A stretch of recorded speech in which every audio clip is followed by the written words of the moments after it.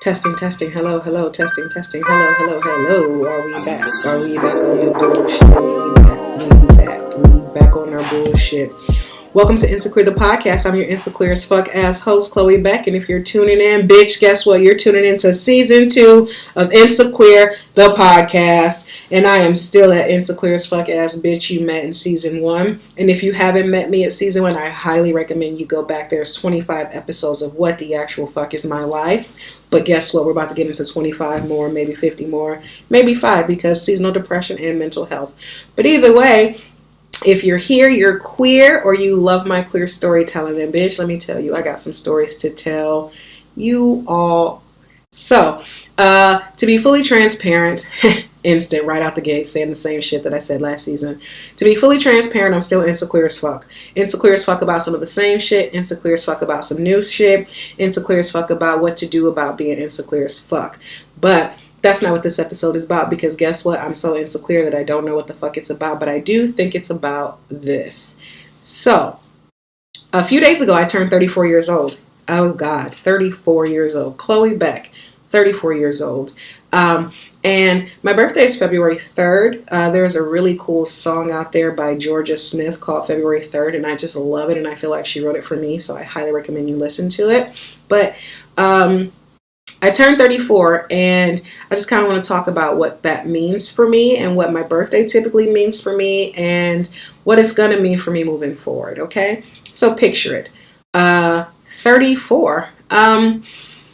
What I will say about turning 34 is that it feels like a lie, because I don't feel like anybody's 34. I don't even know what 34 feels like, but when I hear the words or when I see the numbers, it feels like someone who has, their shit together. When I think of 34-year-olds, I think about people who are probably married with at least one and a possible children, people with joint savings accounts, probably 2 cars, a booming career, probably fresh homeowners, or getting to get to that place where it's time to move out of their posh New York apartments and buy their first home in Schenectady.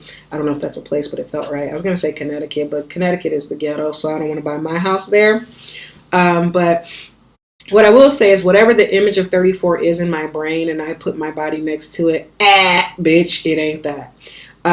So I told myself, I don't typically think about my birthday until around New Year's. So around January 1, I'm like, ooh, it's looming. It's looming. It's coming. It's a month out. What are you going to do? Are you going to do anything? Growing up in Cleveland, Ohio, my birthday was always on a Tuesday or Wednesday. It was always around the time I got my report card, so my mom could see that I was talking too much or got bad marks in math. So she would always use my birthday as a time to like gauge how much she was going to be mean to me. She's like, oh, bitch, your grades suck. Guess what? You're not getting a birthday party.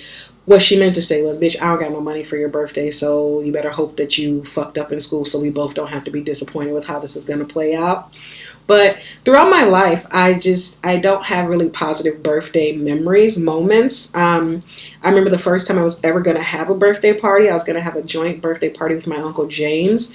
And while it wasn't on my birthday, like, I was super excited because I did have a bad report card that year. I think I was turning 12 or 13, probably 13. This checks out. For my 13th birthday, I was celebrating it with a 56-year-old black man. But joke's on me, because I wasn't celebrating with my Uncle James, because on my way to the party, my mom and her best friend got a call, to which I remember sitting in the back seat. She had a silver 2-door Plymouth something or other. And I was sitting in the back seat with the cake. In Cleveland, Ohio, we have this cake called the cassata cake, and it's like a strawberry shortcake, layered, white cake, strawberry custard, strawberries layered like a lasagna, but it's called a cassata cake. Can't find the bitch anywhere, so it must be a Cleveland classic, similar to the Polish boy. And I think we invented the corned beef sandwich, but specifically the gas station corned beef. But I have gotten off topic. If you're new to this podcast, get used to that, because I do that very often. But back to the story. Picture it. Cleveland, Ohio, probably 13th birthday party, sitting in the back seat of the 2-door with the cake next to me. My mom's best friend My mom was waiting for her best friend to come outside of the funeral home, which my uncle owns, and they both worked at the time. They were shutting up the funeral home to go to the party center for my joint birthday party with my uncle. We'll never forget this, right? So I'm sitting back there trying not to be a fat bitch and tease the cake or touch the cake or jolt the cake, when bitch, the only thing that came out of this situation's whole was the cake, because I definitely don't remember eating it. But I do remember I'm sitting in the backseat, my mom's sitting in the car, and this lady's named Parker. She comes out and she kind of motions for my mom to come. I'm like, ooh, this got to be a good thing. They got to have a gift for me, right? This has to be some shit about the party. Like, what else is about to turn up? Then my mom goes out to the car, like, what the fuck's going on? What you want? To which she shuts the door so I don't hear anything. And all I do is I'm looking at them have this exchange at the door, and then I look at my mom, look at me, and like she kind of makes this. For those of you who are watching on YouTube, I'm still recording. As you can see, I keep having to touch the screen because my phone keeps blanking out as if I'm not fucking recording, which in all reality I am not recording, so this will not be on there. But I'm just gonna push record now because I totally forgot to push record because I'm a doofus. So I see my mom, and she is like very like visceral, like very like, my mom does this really like, damn, like what the fuck, kind of like Florida Evans, damn. But my mom does it like a hood nigga. Like if Florida Evans and the nigga who was fucking Jody's mama on Baby Boy had a baby, it would be my mom, Claudia Beck, and she was channeling both of them niggas in this moment. And then they both kind of just get in the car, and my mom is driving, and like we're driving, and I'm like, I don't know what the party is. So like we end up at my grandmother's home, and I was like, okay, this checks out. Everything happens somewhere near my grandma. Maybe she got to pick something up. Maybe they forgot something, whatever the case may be. But they're like, hey, get out the car. I was like, okay, we're getting out the car. I'm down for the fuck around. And to which, fun fact, I black out when things get too aggressive for me, so I don't remember the rest of it, but I do remember finding out that my Uncle James was found dead at his house the day of our party. So, I mean, while I can't really remember many of my birthdays before that except one where I was 6, and it was in the projects of Cleveland, Ohio, and there was this really cool Mickey Mouse cake with Mickey and Minnie, and they had these really cool plastic toys and these big balloon thingies, and I remember having a project party, but I remember not being at my party. I remember sitting on the sidelines of my party, and I will never forget that. I just remember one minute I'm sitting there watching everybody else dance and kick it, and like I'm a wallflower at my party, and I see my godmom across the living room. I'm making it seem like we were at the fucking Kardashians' house, but it was literally like I could probably touch her distance. But actually it wasn't, because the projects in Cleveland was big as fuck. Like if I had to go back to the projects, I would like to go back to the size of the projects where I lived, but not the area code. I remember just not being engaged at the party, just watching people party. And then I remember being in front of the cake. Don't remember eating the cake. Something traumatic must have happened there because I blanked out. So we go from the 6-year-old party where I wasn't even there to the 13th birthday party that was supposed to be with my favorite cool young Uncle James, to which he was found dead and had a heart attack. So that pretty much paints how Chloe Beck feels about her birthday. So after the big James Beck death of my 13th birthday, my birthday came and went. It came and went. It came and went. 18 was, I don't remember 18. Oh, I broke my ankle for my 18th birthday. Let's talk about that. So for my 18th birthday, not the actual day, it was like actually February 18th, if I remember correctly, I had 2 options. It was go to one of my friends, Zach's house. Zach was this cool white kid who looked like Fred Durst, but fat. Like if Fred Durst and Stewie Griffin's older brother, is his name Chris, if they had a baby, it would be my friend Zach. He had the spiky hair. It's a terrible time. I look at me, I have spiky hair. It was either, we were all in ROTC, and like they were the bad boys of ROTC. Like we all had the best crisp shirts, the coolest drill sergeant and all this shit. But like there were some of us who were like super goody two shoes, and there were some of us who would go to Zach's house and like drink a beer while we like shine our shoes. And like this particular time, Zach was having like a more party type party where there would be more than like 3 beers that 6 people were sharing. Or I could go roller skating with my friend Tabitha and Melissa. If you remember, I talked about Tabitha in the 12 Days of Podmas, and she was one of my 5 failed friendships. So this is that story. So I could have either drank some beer with Zach or gone roller skating with my friend Tabitha. And I chose roller skating because in my heyday, in my prime, my family used to go roller skating like the way people go to Disney or amusement parks or carnivals. Like we were a skating crew, like all skate. So I said, oh, I haven't gone skating in years. The last time I had probably gone skating was probably around that same year that Uncle James died. So I was like feeling all nostalgic. So I was like, fuck it. I want to go skating for my birthday, right? So me and Tabitha and Melissa, we get our skates. I asked for 8.5. They said we don't do half sizes. Either you go a half down or a size down or a size up. I made the human error of going a size up because I thought my socks were thick enough. Fast the fuck forward, I broke my leg in 3 places on my birthday, my 18th birthday, and I was in a cast until I walked onto my college campus at Bowling Green State University. So after that, my birthdays were drunken, woo, get drunk. I was always very miserable and like Eeyore, and like I have a friend who will tell you that from the ages of maybe 19 to about dare I say 30, my birthday was the day that I just wanted to die. I wanted to disappear. I wanted to make it not about me because it's never been about me, but I didn't want to put the energy into my birthday to then realize that, oh shit, people really don't fuck with you. And now you put yourself in this hurt place because yeah, you knew they didn't fuck with you. So that is my truth about my birthday. I typically play very small on my birthday. I try really hard to like ease out of it and like not make a big deal out of it because I think that'll be one of the most specific times where people can disappoint you because people have always disappointed me for my birthday, right? So I'm just like, fuck it. So fast forward. Oh, my friend will tell you, she's like, she would pick me up for my birthday. I would sit at the bar drinking 151 because I was born at 1:51 p.m. in Cleveland, Ohio. For those of you bitches who want to do my birth chart and figure out if I'm the one for you, I'm probably not. So I would literally, she would park me at the end of the bar. It would be me, her, whichever friend or flavor of her week was. She would just feed me drinks. I would be deceased. And then they would let me play Amy Winehouse, Aretha Franklin on the fucking jukebox wherever we were. And the minute it struck 12 a.m., I was litty fucking to titty. Every year, it's just like I literally die on my birthday. And then the next day, turn up, right? It's a fucking turn up. One year on my birthday, I was actually, I probably can't tell you much of this story, but I was actually, for my birthday, on my 18th birthday, I was actually in the process of pledging Alpha Kappa Alpha Sorority Incorporated on my campus at Bowling Green State University.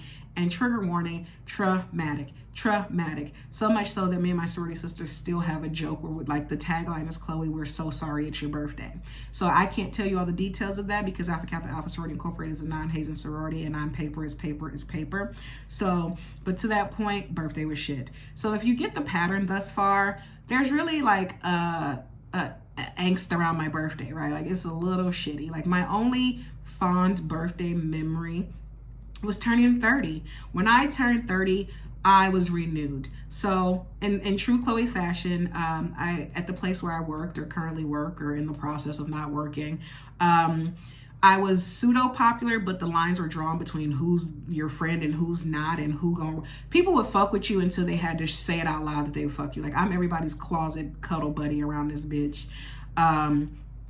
Well, it has been my experience to be the closeted cool kid that people want to fuck with but don't want other people to know that they fuck with when all of y'all are fucking with me. And if y'all realize y'all was all fucking with me, we could all just fuck each other. But ain't that some fucking bullshit? Not my story for today. So fast forward. 29 into 30, I was like, people really fuck with you. They're saying they fuck with you out loud. Like enough people fuck with you who don't fuck with the people that don't fuck with you that you won't feel away. Like I often put myself in places where I didn't want people to have to choose between me and this other entourage of what the fuck, because I often felt like they would pick this other entourage of what the fuck and then I would have to do the adult thing and then excommunicate myself from those people because like I said, I need ride or die people in my life who are going to be in my life with me. So I never wanted to test people's loyalty because I already knew what I kind of thought about their loyalty, but I was too weak, too insecure, too scared, too scarce, too abandoned, and too lonely to really say, all right, ultimatum, old tomato, I need you bitches to rock with me out loud, Instagram official, Facebook official. So I never wanted to put people in that place because I just felt like they wouldn't choose me because I felt like our friendships were superficial, right? So I was like, ooh, people are like, ooh, what are you doing for your birthday? And like, I also work and live in a place where birthdays are like like most people, most cultures, most jobs, we need any reason to have a drink. Oh, bitch, it's Tuesday, turn up. Oh, bitch, it's Wednesday, I like wine. Oh, bitch, it's Thursday, I'm thirsty. Oh, bitch, you got a promotion, party time. Oh, bitch, you got fired, fuck it up. Like, so it doesn't take much for niggas to throw together a happy hour where we all buy this one bitch 55 drinks, and then the next birthday we do the same thing. Like, we just cycle through the same $300 here where I am. And I was like, I don't really want to know if these niggas not gonna cycle that 300 my way, so I'm gonna just slide out, right? So my sister, soulmate, sorority sister, Jennifer, for my 30th birthday, she took me to Colorado.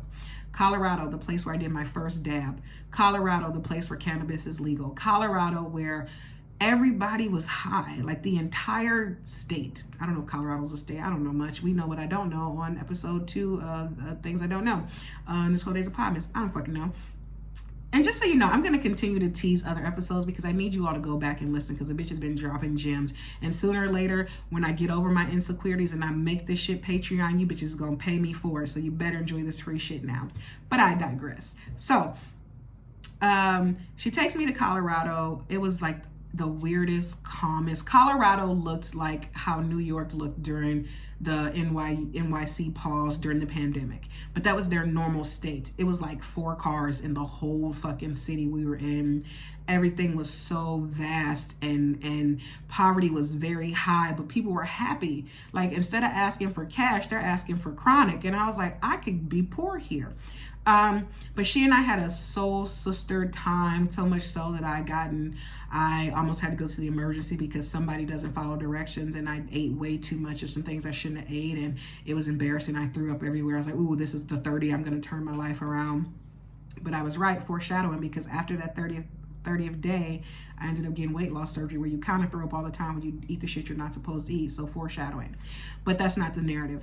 Just to say, I chose not to do the thing here for my birthday. I went away to Colorado, had a phenomenal time, and then I eased back into New York City, and I escaped this big, oh my God, will they, won't they, do they love me, do they not love me, will they choose me, whatever the fuck. So my guard is down. I'm thinking, ooh, bitch, made it through 30. Loved it. It was chill. Had no big aha epiphany, but it was fine, right? So then some people who I chronicled on another episode, they're like, hey, bitch, we want to take you out for drinks. Just us, low key, chill shit. Okay, I'm like, okay, bitch, let's do that. I go get my hair cut. I go get my nails done with one of my colleagues or whatever the fuck, like some chill shit, like nothing out of the ordinary for me. We get to my favorite bar.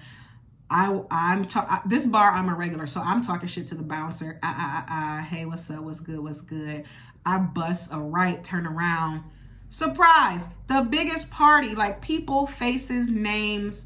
It was a cold, wet, slushy day. And that's another part of my birthday that sucks. When you have a February birthday, what the fuck is the plan? There's no rooftop, there's no happy hour, there's no hookah, there's no reason. Like, I don't want to make people come out in the slush, snow, sleet, rain. Because, bitch, I don't want to be out in the slow, sleet, rain. Like, if I had a July birthday like I deserve, or whenever Leo's days are, people tell me I give you Leo energy. If I had a Leo birth date, bitch, everybody's naked at my party. But since I'm born in a good old depressed ass, Aquarius, go with the flow ass, water bearing ass February, fuck my birthday. It's usually on a Wednesday. My birthday is always on a Wednesday. It was a Wednesday at Minor Hall, bitch. It was a Tuesday in Minor Hall. I know my history.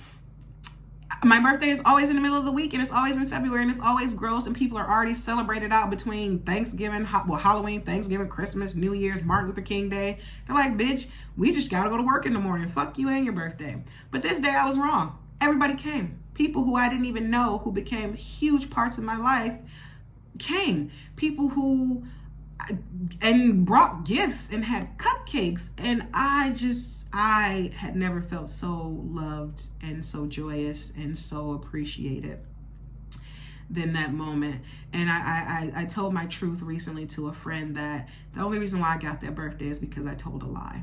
I shared some things with these people who threw the birthday party that I instantly know was just something that they were going to pity, and then they did what they did. Oh, that's what I think, because I like to create narratives to make things make sense, because God forbid they actually just want to have a birthday for me, right?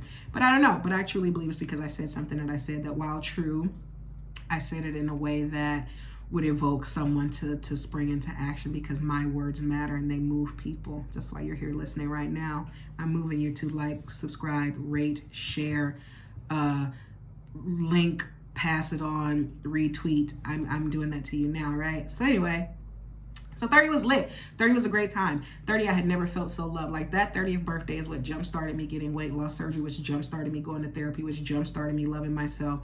30 did the thing for me. I will always love 30. Hashtag this is 30 will always be, like, I'll get that shit tattooed on my forehead. But now as I'm sitting here at 34, I don't even have to tell you about 31, 2, and 3, but I can if you want to. So 31. Fresh out of weight loss surgery, had not the same entourage of 56 people who came to my 30th birthday party. Maybe 5 texted me the next year, which leads me to believe that all that shit is fake. People go where the invite is. It wasn't about me. It was about saying that they A, got the invite, and B, they were in the picture, and C, who the fuck needs a reason to drink, right? That's how I truly feel now, but that's neither here nor there. So 31, none of those people came around. Nothing happened. A love interest at the time that I thought that I had done amazing things for her birthday. I thought for sure she would reciprocate in some way, to which she didn't. And it made me have my first one night stand. It didn't make me, but it left me feeling so lonely and vulnerable that I had my first one night stand with someone that I didn't even know was a one night stand. I thought like, hey, you want to have breakfast after this? And she's like, sorry, I got a Super Bowl party to get to. I'm gonna head out. Ouch. Yeah, that was the same year where I had my first official drink. I went to Dallas Barbecue, and for those of you who are not familiar, Dallas Barbecue is this terrible barbecue place, air quotes, but it's like they have these big gangster ass wings that are definitely on steroids, and they put Hennessy sauce on them or no sauce. They give you a big ass hunk of cornbread, and they also give you a little ass hunk of here go your check cupcake. But everybody goes. While I see a lot of people in there eating the wings and the dry ass food, and they give you sides like yellow rice. Like, bitch, where's the mashed potatoes with my ribs? Like, but I'm not here to drag them. They might sponsor me one day. Probably won't, because I'm no thanks. But anyway, they're known for these big massive ass fruity drinks. Like they do a Moscato Mama, they do a Tsunami, a Henny Colada, and they come in these big ass glass chalice things, and they go from like regular jumbo Texas size. Chloe pre-surgery, queen of the Texas size, bitch. If I'm gonna get drunk, I love 2 things you need to know about Chloe Beck. I love a slushie, I love a chopped ice, and I love me some motherfucking liquor. And the one thing they get right, if they don't get a single thing right on my order, is they get the motherfucking drinks right. So right that I got one and it went so fucking wrong. You hear me? So I was smart. I was like, ooh, weight loss surgery. Don't even waste your time, money, energy on that Texas jumbo shit. Get you the standard ass little strawberry, So I get it. I'm drinking, literally 3 strawfuls, and I feel my stomach go, blue, blue, blue. It goes, blue, blue, blue. And I said, oh, a blue, blue bitch. So I was like, oh, this is a new feeling. That's not normal. I'm gonna head out. I gotta go. But since I was feeling like I needed to do something destructive outside of drinking this over sugary ass drink on my new stomach. I had surgery in October. It is now February. Like, what is that? Not even a year. So my new weight loss surgery stomach is full on cardiac arrest, right? But I'm walking down one of my favorite streets, St. Mark's Place in my neighborhood. And I'm like, ooh, get yourself a piercing. Just get a piercing. It's no big deal. And I was like, your stomach hurts, but this looks quick. It's empty, blah, da, da, da, da. So I walk in, I get the piercing, or like I go through the paperwork or whatever. So I'm sitting in the chair, and the nigga who pierced me, he pierces me all the time. Like every time I see him, I'm like, ooh, there's my piercer. Couldn't tell you his name. He's got a bald head of snakes and snake tattoo shit. Might have a split tongue. He's real into his art, if you will. But he's really good, like precision piercing. Like, I mean, but for whatever reason, it was taking him so long. I'm like, nigga, open the needle. Something's wrong in here, but I've already swiped my card. I've already paid. I need you to pierce me so I can be on my way. So I'm literally sitting on the edge of the seat, and I am holding on for dear life. And I fucking feel. This must have been what it felt like when Moses parted the Red Sea. I felt my sphincter. I felt that bitch just blow, like, you know, iceberg right ahead. I felt my sphincter, like, if this is your sphincter, for those of you watching, I got my hands clamped like tight. This is your sphincter. I felt my shit just say, whoop, just like, whoop, I'm gonna head out, like, whoop. So my sphincter gives way. Nothing's happening, but there is no support left in my bowel system. There is no hatch. There is no hatch to batten down, right? There is batten down a hatch. There's none of that. The hatch is open. It's like on the Titanic when they say if it would have just filled up the first 2 divots or the last 3, but once you go 1, 2, 3, bitch, we sinking. Bitch, my asshole sank in this chair, and I haven't even gotten pierced yet. And I know for a fact, if I hear another blub, blub, blub, there is no longer a door to stop the blub. There's no more plop. It's just going to be blub, blub. Okay? 31. This nigga pierced me. I was a block and a half away. I literally did not make it to the toilet. I made it to the bathroom. And on my 31st birthday, I shit myself because I drank a drink because I was feeling depressed and lonely because, I don't know, my birthday fucking sucks. And I like to self-fulfill that by doing some fuck shit. So on my 31st birthday, I shit on myself. And I mean, from there, it can only get better, right? Oh, the lie detector test. I don't even take the test anymore because I already know it's a lie. Like if I bring Lil Daquan and say he belongs to Jay-Z, I'm lying. So don't take the test. Don't take the test if you don't want to know the answers, right? Let's talk about that later. But anyway, so 32 happens. I'm in a relationship with Satan, and I was very specific. I was like, I can't keep letting my birthday rock out like this. I'm gonna tell you the whole fucking truth. This is what I want for my birthday. Can we just do this thing? All I want to do is go to Flight Club. All I want to do. No bells and whistles, Flight Club. I just want to walk out of that store with a fucking bag that says Flight Club on it. Now, for those of you who don't know, I think I chronicled this in another episode because I like to talk. It was called 11 L's on Sneakers app in the 12 Days of Podmas. This is a store that is like a sneaker enthusiast dream. Anybody who knows sneakers on the East or West Coast know they need to make it to Flight Club. And it's almost as exclusive as a Supreme sticker or Supreme t-shirt. But Flight Club is the place where people purposely go to buy marked up shoes that they could get at retail down the block at Foot Locker. It's a status thing. Now, I did not say, hey, take me to Flight Club. I want the Marty McFlys. Hey, take me to Flight Club. I want the He Got Games because I got them my motherfucking self because I got game. I didn't say, hey, take me there and give me the Red Octobers because I love a good old Kanye reference, don't I? I didn't say anything. I just said, take me to Flight Club. I could have bought a t-shirt. I could have bought some bumper stickers. I could have bought a pair of fucking Chucks and Converse and Vans. They have so many fucking shoes at every price point at this place. I just said I wanted to go. Very crystal clear. Couldn't have been more specific. My partner heard that and said, guess what, bitch? Fuck you and your birthday. I'm going to do the most dumbest shit ever and make you feel bad for me fucking up. I'm not going to get into it, but let's just say if you know another thing about Chloe Beck, I love the Chrysler Building. How I ended up at the top of the Empire State Building on my birthday, which is also Super Bowl Sunday, where there was no reservations for dinner on Super Bowl Sunday. And how, if you also know me, I fucking love Too Short, Shake That Monkey. And I got two Too Short vinyls and not a single song on there with Shake That Monkey. That was my 32nd birthday after I bought a bitch vegan cupcakes, cookies, rented a fucking yacht, dealt with some fagalo shit, lived my fucking worst life for her day, and got cussed out because I said she was 36 and sexy because she didn't want people to know she was 36. That bitch looked 90. I will never, ever understand how this is my life. But here we are. We're going to wrap it right on up into 30 fucking 3, aren't we? 33 was cool. I didn't do shit. Walked around with my partner, ate a lollipop, took a cool picture, didn't request much, don't think I got much. 33 was fine.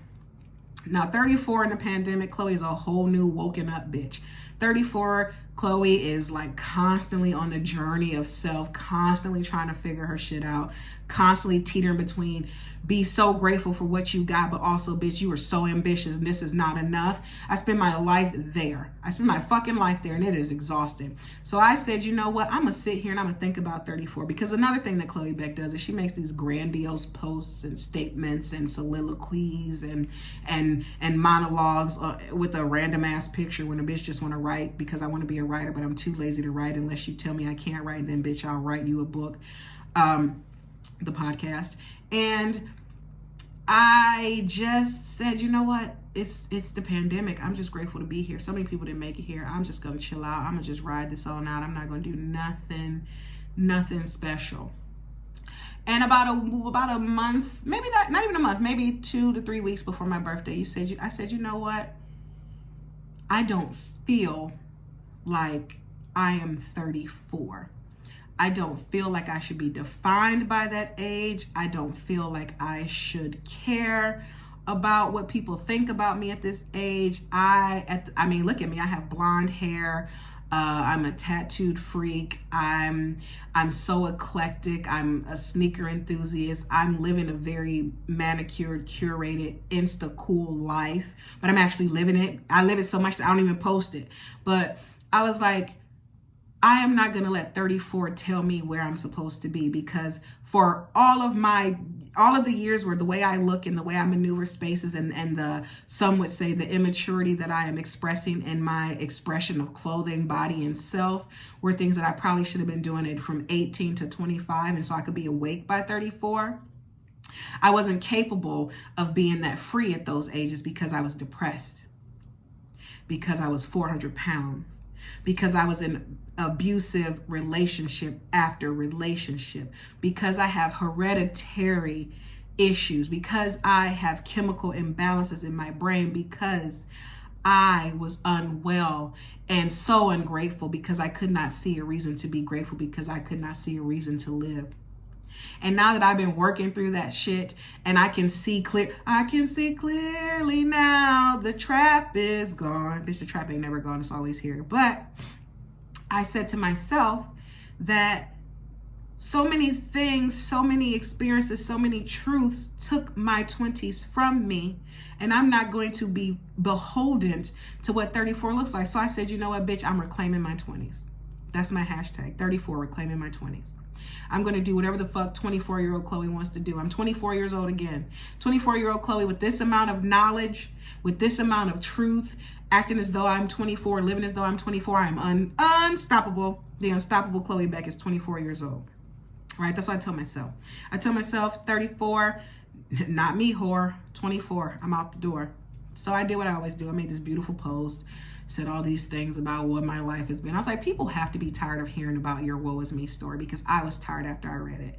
For the first time writing one of my, I'm never gonna, I refuse to, I'm gonna. And then like I saw people engage with like, yeah, okay, happy birthday. All right, happy birthday. All right, happy birthday. And it made me feel like, why are you sharing so much with people who could barely even remember it's your birthday if you didn't post that it was your birthday? And I got dismayed very quickly, because I'm like, as much as I know my body, my mind, my spirit, my energy is that of a 24-year-old person who is young and thriving and amazing. The truth is I still have 34-year-old heartbreak. I have 34-year-old insecurities. I have 34-year-old goals and 34-year-old dreams, because I listened to somebody's definition of what these times are supposed to mean. The one thing I will say that is true about me removing this energy around what 34 has to be or should be, and I think COVID, is because all of this shit, time is a construct. I mean, rest in peace to the greatest, Cicely Tyson, 96. Every day she says she's amazed every day she wakes up, because that means she has more to do, more to achieve, more to aspire to. And she did the ultimate thing. If she didn't hit us with the I'ma head out, I don't know who did. She wrote a book, bitch. She wrote a book, was on tour for that bitch, and once that shit hit shelves, she said I'ma head out, and she did. Died of natural causes at 96 years old. So many of us don't even fucking know Cicely Tyson's work. We know her for being old regal royalty, Hollywood royalty, fucking segregation stomping ass, black excellence, you know, marching and creating and loving and just being the epitome of grace, honor, and authenticity. So many of us don't know about her role in Mrs. Jane Pittman, or that she was Kunta Kinte's mama, or that she was in Women of Brewster Place, or you know, like people don't even know what she did to make her the amazing person that we know who she is. So I said, in my 34/24, whatever quarter life crisis this is, I am not going to be beholden to anybody's timeline ever again. And that's the one truth that I have for 34. But when I tell you 34 couldn't have been worse for me, in terms of the things that I allowed, the things that I unearthed, the things that I accepted, the regrets and untruths and mistakes. What I will say is, for my 34th birthday, I took a walk around New York City. I walked for about 4 to 5 hours, and I cried the entire time. I cried, I yelled, I laughed. If I could have had a film crew follow me that evening, I would be an award-winning documentary. I guarantee you that. The things that came out of my mind, my body, my spirit, my hurt deserved to be seen and or heard. So if any of you got the privilege to walk past me or fall apart in any of that narrative, you are fucking welcome. And after that, I came home, I cooked myself dinner, I watched TV, and then I went on with my life. And while 34 was jarring, and it took me off my path, because I told myself I was going to record on my actual birthday so I could really chronicle what it felt like. In most things, in all things, we have a plan and God laughs, right? So here I am. This is like February 8th. And while I've had time to sit with all those things, the first thing that I did for my mental health and my well-being is I removed myself from social media, because I was getting back to that Insequeer place of, what are you going to record? What are you going to record? Like, what the fuck? So I told myself that on February 3rd, I was going to log out, to which I didn't. I did not log out until February 4th, because I got an amazing fucking tattoo. I got an amazing tattoo. I got a tattoo for my birthday. I paid for it with that check that Donald Trump sent us. Well, half of it anyway. And I got a tattoo of Mac Miller on my fucking right calf. And I am in love with it, because I'm in love with him. I love it. I got a tattoo. I took some days off work. I did nothing with those days. Did not record on those days. Just sat in my feelings on those days. But I told myself I have to record. While I'm not a pop culture podcast, so there needs to be dates, time, specificity, there needs to be urgency. So I've created a timeline for myself similar to the one I created in season 1 about how I had to have X amount of episodes before I went live. And I've given myself that same deadline. So I'm reclaiming my time. I'm reclaiming my podcast time. I'm reclaiming my timeline. And what I said out loud is that I'm reclaiming my birthday. So for 35, I'm doing so many things. For 35, because something that I unearthed on that walk at 34 is like, the universe is giving me the birthday that I keep saying I deserve and or want. If I play small on my birthday, if I'm silent about my birthday, if I'm quiet about my birthday, if I leave my birthday into hands that couldn't even give me what I want for my birthday, because I only know what I want for my birthday, the universe is going to say, oh, you think your birthday's shitty? Let's make your birthday shitty. So 35, bitch, from shitty to litty, the hashtag. So all of that to say, I had a birthday, and I had a lot to say about it, and I just wanted to get it out. So now I want to pivot, because we can say you're 24, we can say I'm reclaiming my time, we can say all of that stuff, but the truth is, you can say a lot of things, but until you feel it, believe it, experience it, we know it's not true.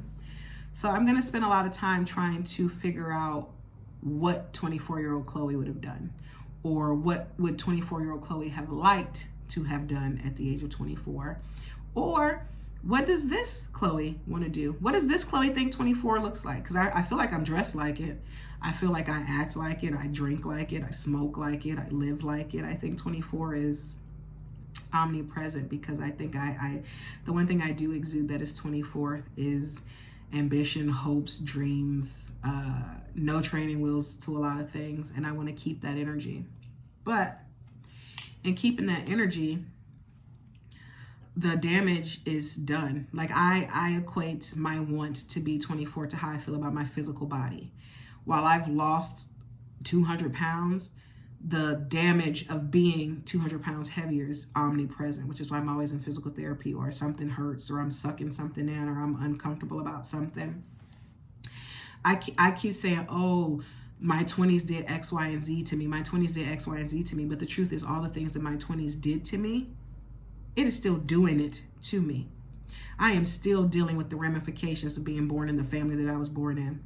I am still living with every bad relationship from 2012 until tonight. I am still unearthing, unlearning, relearning, reliving, reimagining, finally seeing it for what it was. I'm removing the rose-colored glasses. I should take my glasses off now instead of when I just took them off, for those of you watching on YouTube. It's hard to say I got over something when you're not over it, right? Like, all of my birthday, as crazy as my birthday was, is all the shit that went on in my personal life before my birthday, during my birthday, after my birthday. The truth is, a part of me was still Chloe, who was like 24. I was still waiting on one specific birthday text from one person that will never text me. I was still hoping that this one person, while we say we have grown and matured and our relationship has finally evolved to what it should have always been, that maybe she could remember me the way I remember her birthday, her niece's birthday, her favorite this day. If I was praying that person in all of their life have completely moved on. Like, I'm not looking for a romantic moment. I was just looking to know that you remember something about me, because I cannot control alt delete. I cannot remove the things that I remember about you. And it would make sense that maybe you would just go ahead and, I don't know, say happy birthday, because, I don't know, we know each other. I don't know, we engage with each other. I don't know, you text me a week before that about some totally irrelevant bullshit. You know me. You have my number. You have a calendar. You have ample opportunities, experiences, connections. Hell, you threw me a birthday party once. I always say it blows my mind how people, and when I was 30, I had a room full of people, a good 50 some odd people, easy. Not a single one of those 50 remember my birthday just 3 years later.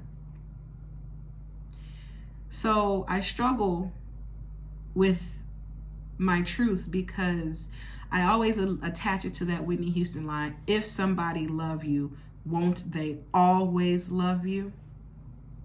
No, Whitney, they won't.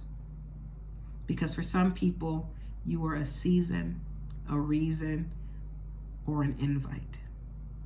So I'm inviting joy, peace, honesty, truth, mourning. I'm mourning things in my 34, because I'm so tired of them inching their way up when I thought they were done. Like the person who I wanted to text me, I don't think about that bitch.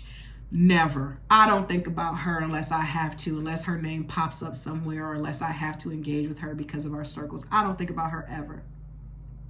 But on big days, birthdays was the worst days. Now we shipping champagne. No, we don't, because that's dumb. People who drink champagne for fun, you're dumb. The fact that I still just want acknowledgement lets me know that I still want closure. I still want an answer. I still want understanding for why the way we fizzled apart happened. So since I want to go back to 24, I got to be prepared to go back to 24. I got to go back to what it felt like when what I thought was the love of my life was getting married. I have to go back to the first time and last time my grandmother did not remember my birthday because stage 4 lung cancer was eating at her brain. I have to go back to that birthday with Uncle James and really talk about how sad I was and how hurt I was, and how for once it wasn't even about my birthday. I was hurt because I loved him. He was the coolest nigga I ever met in my fucking life. Uncle James was the young sibling. He was my grandmother's baby brother. He was the young one. Uncle James had a gold tooth, tall, skinny, wore the most fire crew necks like Lena Waithe could never, wore the best snapback caps, had a Jerry curl like fucking Boys in the Hood. Uncle James had a Cadillac coupe. Uncle James was the coolest nigga I ever met in my fucking life. Every time Uncle James came around, I was geeked. We didn't spend a lot of time because Uncle James was still young. He wasn't that sitting on the couch cackling old hen nigga like his siblings were, like my grandmother and my other aunts and uncle were. Like, he was out there living, still fucking bitches because he was young. He was cool. I was so excited to have a birthday party with Uncle James. That meant I could be in the same room with him, tethered, if you will, for at least an hour and a half, because Uncle James was a fly-by uncle. He's like, hey, y'all, what's up? I'm here. He's the cousin who come by, grab a plate, and leave. Uncle James was so awesome. And I felt awesome because we shared a birthday month. I felt awesome because he loved me and he wanted to have this party with me. He was like, I want to do this party with her. I got to go back and remember that at a time in my life where my birthday was often taken from me because of I talked too much in class, or math was not something I was born with because everybody else in my fucking family are mathematicians, and I just look at those numbers like, bitch, are you dumb? Because I can't do this. I was gonna have a great time with all my family, and it was gonna be about me and Uncle James. And I know Uncle James was gonna make it about me. I knew Uncle James was gonna be my nigga, hold my hand, cut the cake with me. Uncle James was gonna dance with me. Uncle James was gonna be like, I was gonna be around my Uncle James. I need to mourn that. Because this story, while I can tell the story of Uncle James, I never attached the feelings to it until now. So, while I think it's serendipitous and cute and kitschy, and no, bitch, I'm not running from my age because I look good as fuck for 34. Like, when I say 34, niggas be like, where? Who's 34? Excuse me. So 34 is not, like, I'm not worried about it in the vanity sense. I'm more so worried about it in the same sense I always talk about, like running this race and being successful and accomplished. I'm concerned about 34 in terms of timelines for career and job and making it to the EGOT and making sure I do something amazing so I can meet Whoopi Goldberg before she dies, because if I don't meet her and let her know who she is to me and her be proud to know that she's the reason why I want to be what I want to be, if I don't get to do that while she's still breathing, it'll be another Uncle James. So that's why 34 is fucking with me, because while I'm getting younger and finer and funnier and cooler, my idols are becoming more and more of a Cicely Tyson. People who deserve to know what they did to me or for me or with me. I deserve to tell them that. And I made peace with knowing that I could never look Whitney Elizabeth Houston in her eye and tell her, you were my mother. I will never get to say, Amy Jade Winehouse, when you fucking sat down and instead of killing yourself, you wrote, for you I was a flame. Love is a losing game. Since I don't get to tell you what that means, since Mac motherfucking Miller, don't you put any more stress on yourself. It's one day at a time. I think I know it all, but I don't. I made peace with saying goodbye to those people and not being able to say hello to them. And just in this podcast, I just realized that I didn't make peace with saying goodbye to Uncle James because I didn't say goodbye to Uncle James because they never told me to my face he was dead. I found out in passing, still thinking, what's up with my birthday party? How quickly my birthday party became a bereavement banquet. So, welcome to my shit show. What an episode. Episode 1, season 2, Insequeer the podcast. This is your Insequeer as fuck ass host, and I had a birthday, and I'm having multiple birthdays and a lot of funerals within. And as sure as I'm sitting here, you'll be listening here, and we'll see what comes out of it. But just know 35 live and live in color, bitch. It's going all the way down, basement. And speaking of basements, I don't want to end up in one. So can you guys please like, rate, subscribe, share, retweet, hashtag, tell your friends. Hell, tell me that you love this project, that you want this project, that you hate this project. Tell me something. Communicate with me. Email me at insequeerthepodcast@gmail.com. And I would like to end with a question because I know I leave it a little heavy. What's your favorite birthday moment? And what's a birthday moment you will never forget? They don't have to be the same. Favorite birthday moment and a birthday moment you will never forget. And I'm going to throw one in for me. What's a dream birthday experience you would like to have? Money's not an object. Time's not an object. Mortality's not an object. You can bring back some old niggas. Bitch, for my birthday, I would like to have tea with Maya Angelou so she could tell me to stop calling people bitches because she know how the cage birds sing. You know, that type of shit. But I'm going to get the fuck up out of here because this was a lot and I was not prepared. And I'm sorry for those of you who always got to see me cry. But you know what? My tears, my fears, my insecurities are for me to share with you because I know I have proof that I'm not the only one who lives life this way. I'm not the only one who feels this way. I'm not the only one who has a birthday situationship. Happy birthday, Chloe Beck. Happy birthday, Insequeer the Podcast Season 2. You were born today. Let's see what happens before we lay Season 2 to rest, shall we? And like Cicely Tyson, like Uncle James, like Whitney, like Mac Miller, like Amy, like Michael Jackson, I'm going to go ahead and head on out. All right, y'all. Stay black. And if you're not black, you should be. All right, bye. Are you listening?